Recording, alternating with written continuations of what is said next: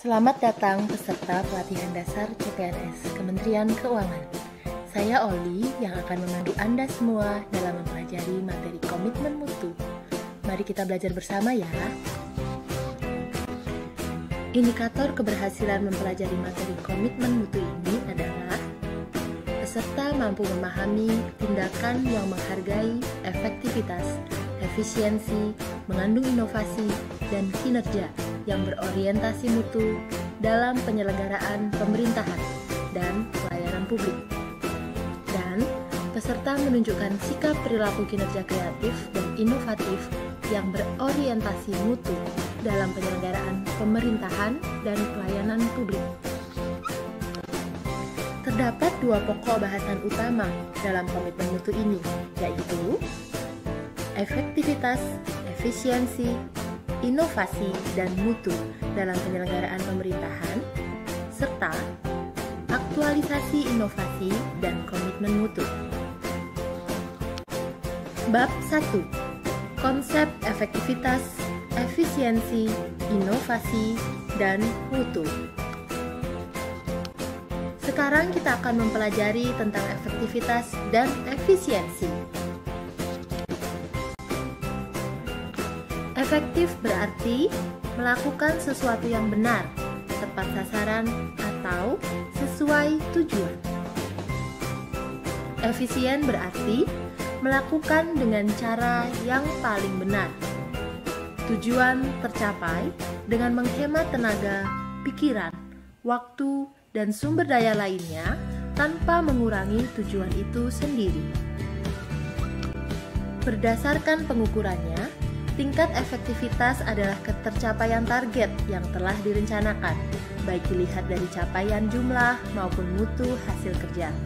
Sedangkan tingkat efisiensi diukur dari penghematan biaya, waktu, tenaga, dan pikiran dalam menyelesaikan kegiatan.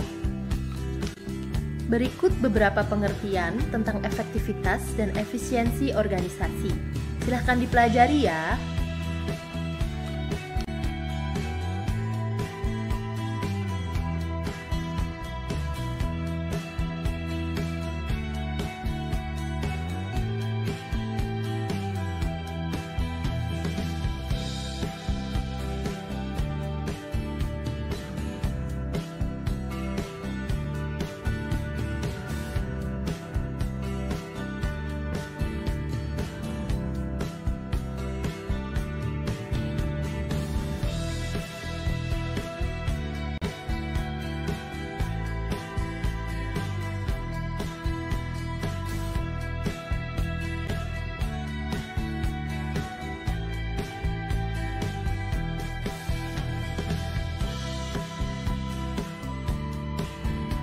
Lalu, apa itu inovasi? Pergeseran selera pasar, gaya hidup, peningkatan kesejahteraan, harapan dan daya beli, perkembangan ekonomi, pengaruh globalisasi, kemajuan ilmu pengetahuan dan teknologi. Tidak bisa dipungkiri lagi, kita harus bisa beradaptasi atas perubahan tersebut, hingga terbentuklah inovasi. Dalam menghadapi era global saat ini, kita harus siap dengan persaingan yang tinggi. Salah satunya dengan menghasilkan pemikiran kreatif yang bisa menghasilkan karya yang inovatif. Untuk selanjutnya, bahasan tentang inovasi akan diulas lagi pada materi selanjutnya. Lalu, apa itu mutu? Mutu merupakan suatu kondisi dinamis berkaitan dengan produk, jasa, manusia, proses, dan lingkungan yang sesuai atau bahkan melebihi harapan konsumen atau pengguna berdasarkan Goods and Davis 2006. Penilaian atas mutu produk atau jasa bergantung pada persepsi individual berdasarkan kesesuaian nilai yang terkandung di dalamnya dengan kebutuhan dan keinginannya tanpa kesalahan dan pemborosan, menurut William F. Christopher and Carl G. Thorne 2001. Dan berikut adalah konsep mutu menurut beberapa ahli.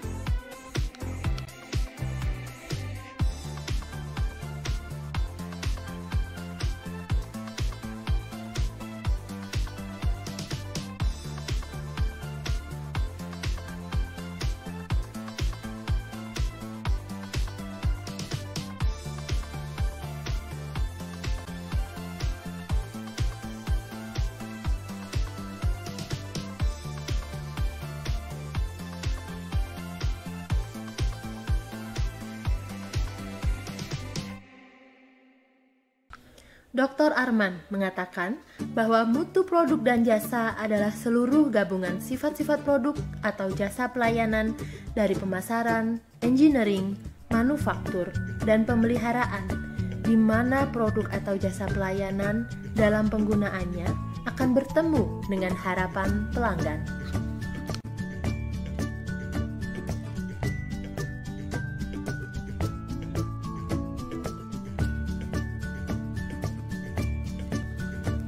Berikut adalah instrumen yang digunakan untuk meningkatkan mutu. 1. Brainstorming. 2. Nominal group teknik. 3. Cause and effect. 4. Flowchart. 5. Data collection. 6. Pareto chart. 7. Multi-voting. 8. Diagram. 9. Control chart. Dan 10. Histogram. Selanjutnya, kita akan membahas tentang nilai-nilai dasar orientasi mutu. Mutu hakikatnya ada dalam persepsi masing-masing orang. Mutu suatu produk bisa dirasakan berbeda antara satu orang dengan orang lain.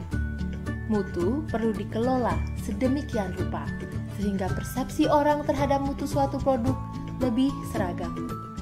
Dan salah satu konsep untuk menstandarkan mutu adalah Total Quality Management atau TQM.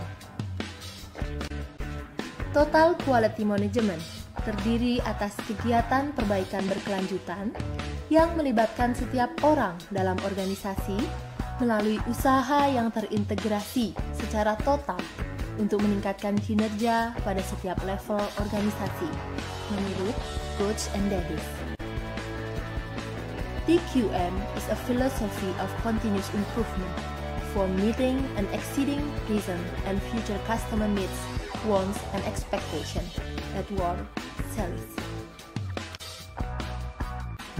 Terdapat trilogi dari Total Quality Management, yaitu Quality Planning, yaitu kualitas perencanaan dari setiap yang direncanakan agar menghasilkan mutu yang berkualitas.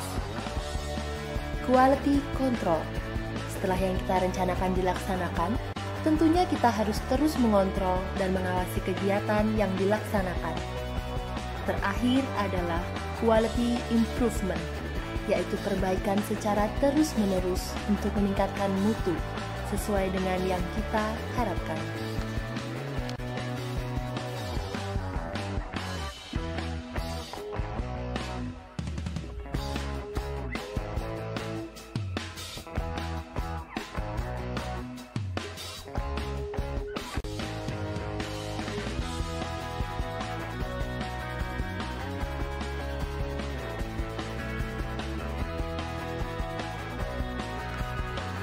Berikut adalah strategi pelaksanaan manajemen mutu. Kriteria keberhasilan manajemen mutu ada 4 poin. Yang pertama, program didasarkan atas kesadaran dan orientasi mutu. 2. Bersifat kemanusiaan. 3. Pendekatan desentralisasi dan keterlibatan. 4.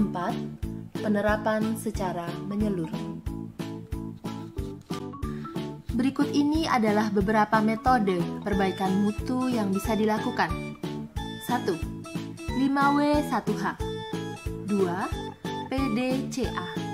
3. Fishbone diagram atau biasa disebut juga dengan diagram Ishikawa.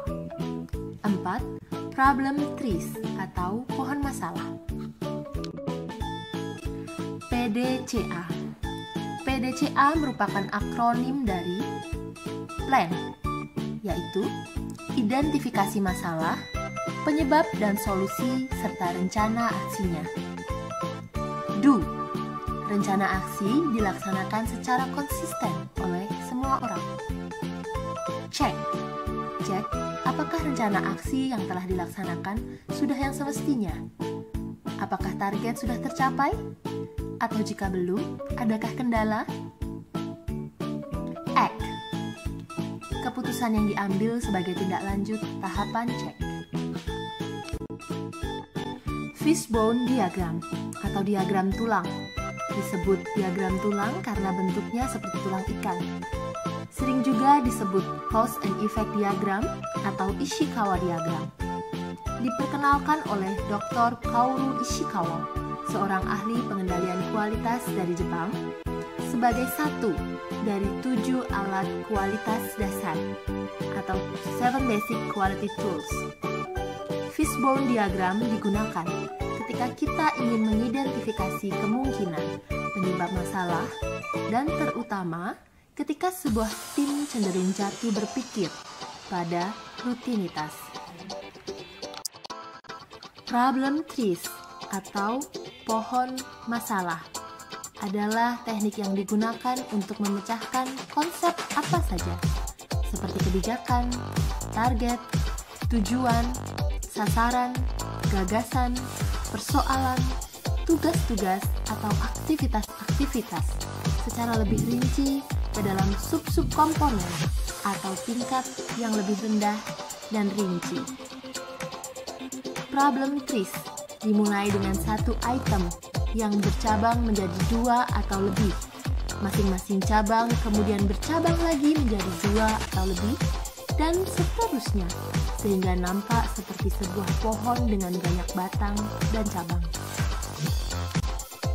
Zeitmach dan kawan-kawan menyatakan bahwa terdapat 10 ukuran dalam menilai mutu pelayanan, yaitu yang pertama, tangible atau nyata atau berwujud. 2.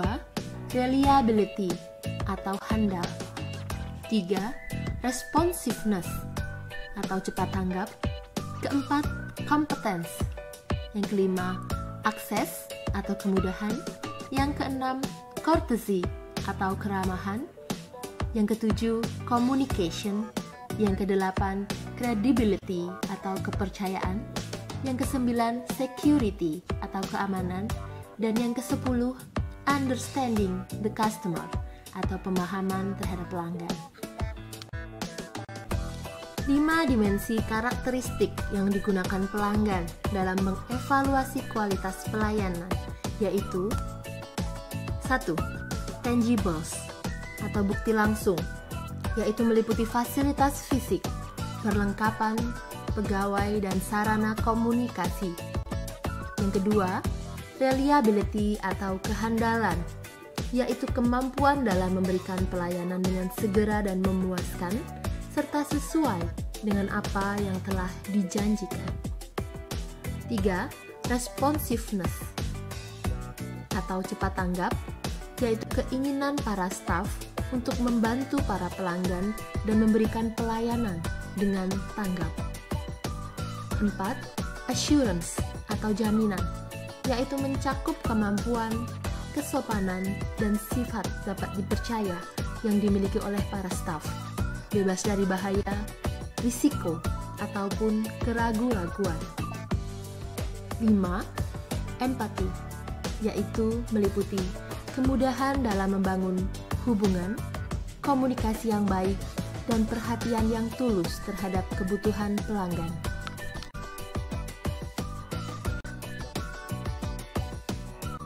Cara untuk fokus pada kualitas pelayanan yaitu: yang pertama, fokuslah terhadap pelanggan. Yang kedua, keterlibatan total dari kita sebagai pelayan publik. Yang ketiga, pengukuran dari 2 arah. Yang keempat, dukungan teknis yang memadai. Serta yang terakhir, perbaikan berkesinambungan yang terus dilakukan dalam memberikan pelayanan.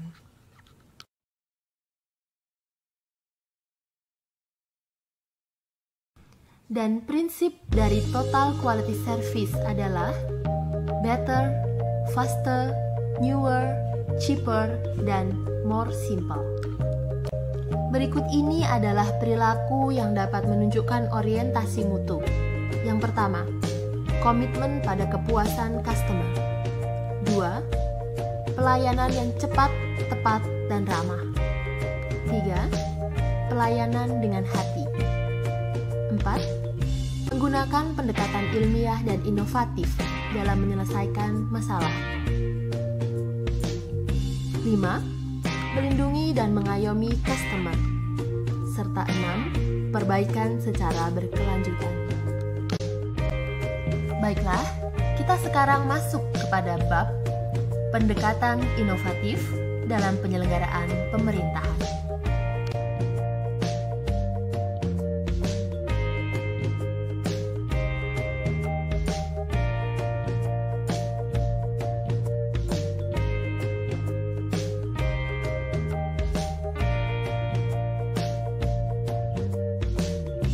Kita akan bahas dari fokus inovasi.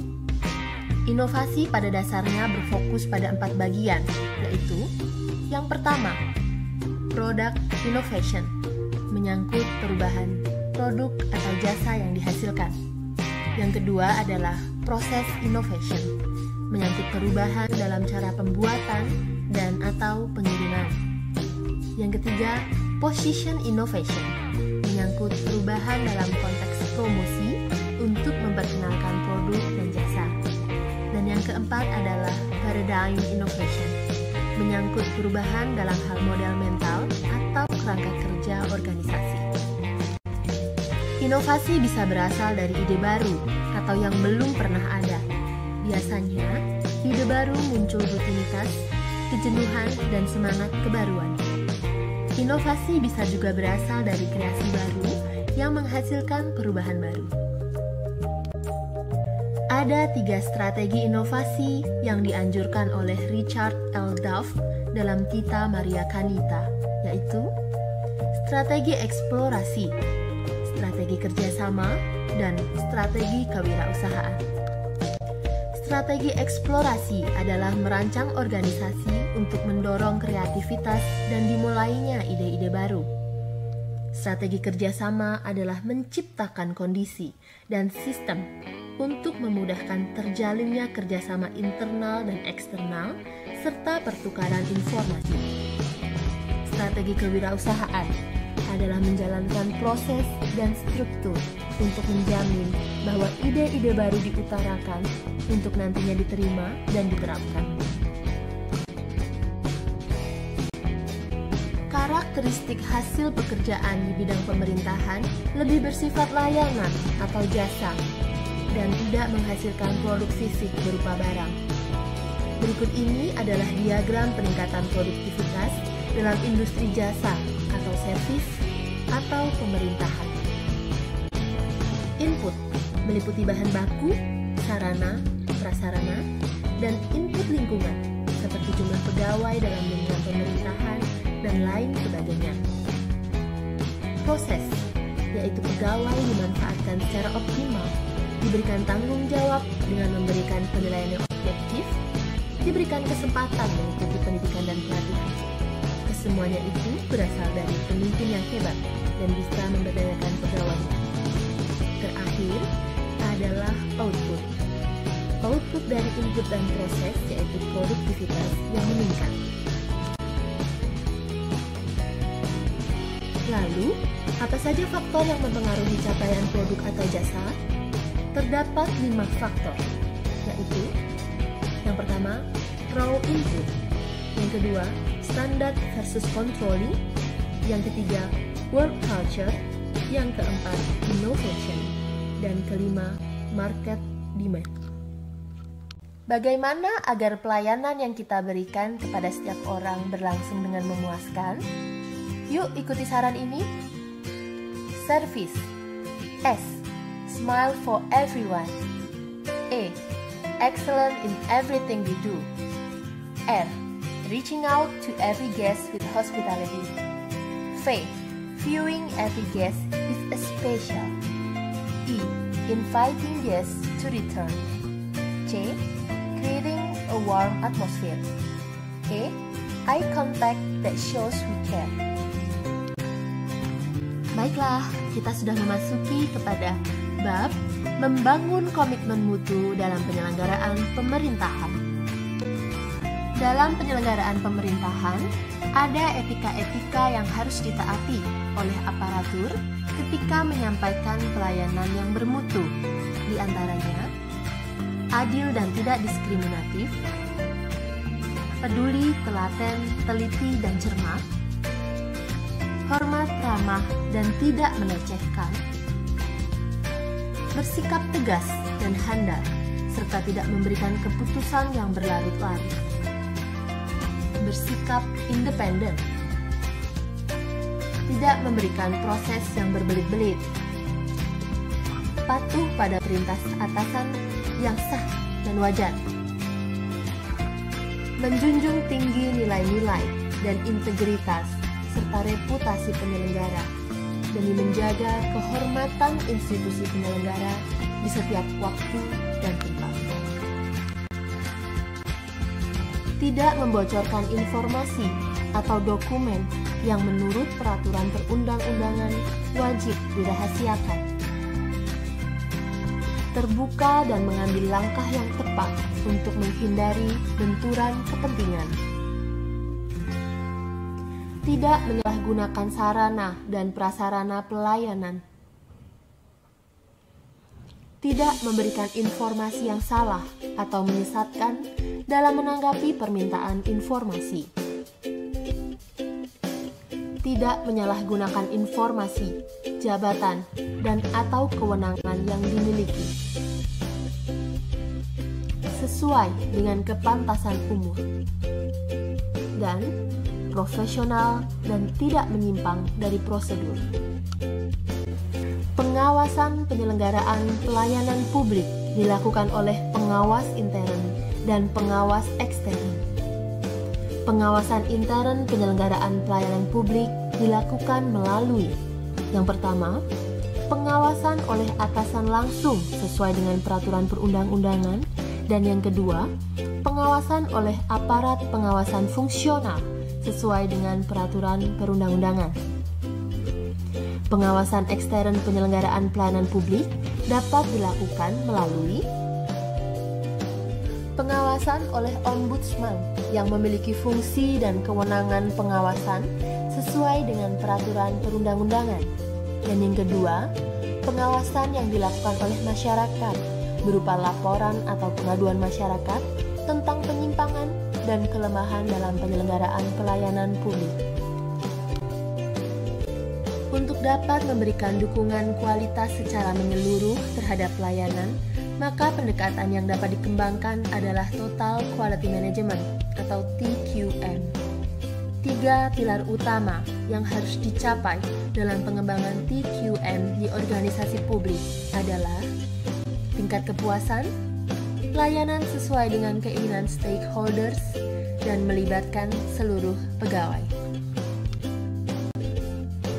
Lalu, apa sajakah komponen kualitas, terutama dalam memberikan pelayanan yang berkualitas kepada masyarakat?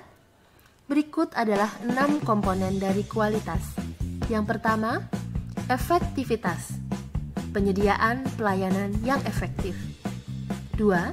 Efisiensi, pemanfaatan sumber daya secara ekonomis dan value for money. 3. Aksesibilitas, kemudahan penanganan pelayanan. 4. Akseptabilitas, atau pelayanan yang diberikan dapat diterima oleh pelanggan. 5. Keadilan, setiap pelanggan diberikan pelayanan terbaik secara proporsional. 6. Relevan, pelayanan sesuai dengan keinginan pelanggan.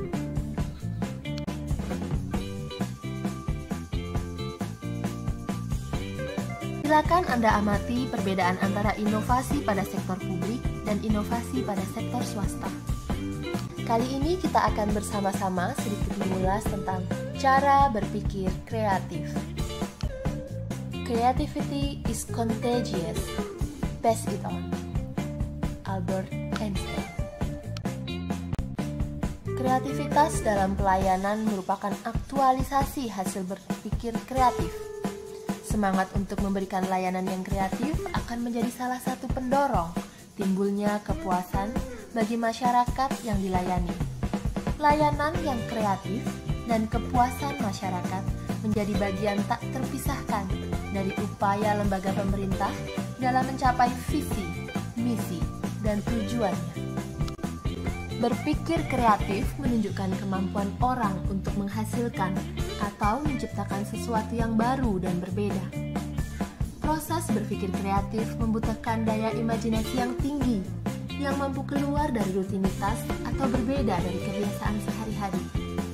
Hasil berpikir kreatif akan menghasilkan karya yang inovatif. Inovasi bisa berbentuk karya yang betul-betul baru karena sebelumnya tidak pernah ada, atau merupakan sesuatu yang mengandung unsur kebaruan atau novelty. Suatu karya bisa dikatakan kreatif jika memenuhi salah satu unsur dari dua hal ini, yaitu karya yang benar-benar baru dan karya yang memiliki unsur baru. Ada 4 cara kita berinovasi. Yang pertama, penemuan, mengkreasikan suatu produk yang belum pernah dilakukan sebelumnya. 2. Pengembangan, mengembangkan produk yang sudah ada. 3. Duplikasi, menirukan produk yang sudah ada. Dan 4. Sintesis, perpaduan konsep. Ya, akhirnya kita masuk pada materi terakhir, yaitu membangun komitmen mutu melalui inovasi. Pada bab terakhir ini, kita akan sama-sama belajar tentang inovasi apa saja yang sudah dilakukan di unit Eselon 1 Kementerian Keuangan. Ketika kita sudah berkomitmen untuk memberikan mutu yang terbaik pada layanan yang kita berikan, maka yang harus diluruskan terlebih dahulu adalah merubah mindset melayani kita. Tanamkan budaya kerja positif, berikanlah pelayanan prima. Maka, hasilnya adalah pelanggan akan puas terhadap pelayanan yang kita berikan.